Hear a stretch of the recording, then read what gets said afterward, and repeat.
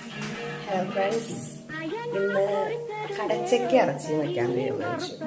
ഒരു കടച്ചക്ക, ഫ്രഷായ ഒരു കടച്ചക്ക കിട്ടി.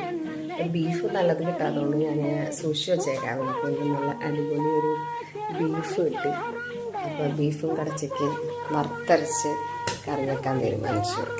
അതുപോലെ കുറച്ച് പൊടിക്കൊഴുവകൾ, അത് രണ്ടും കൂടി ആകുമ്പോൾ ഇന്നത്തെ ഉച്ചത്തെ ഊണ് സൂപ്പർ. നല്ല മണമൊക്കെ വന്നിട്ട് അടിപൊളിയാണ്.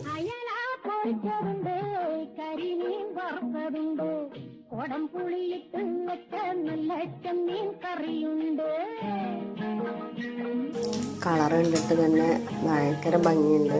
അതുപോലെ നല്ല വറുത്തരപ്പിൻ്റെയും കറി മസാലയുടെയും ഒക്കെ നല്ല സ്മെല്ലുണ്ട്. സൂപ്പറായിരിക്കുമെന്ന് ഒരു സംശയമില്ല. ഓക്കെ, അടിപൊളി, സൂപ്പർ.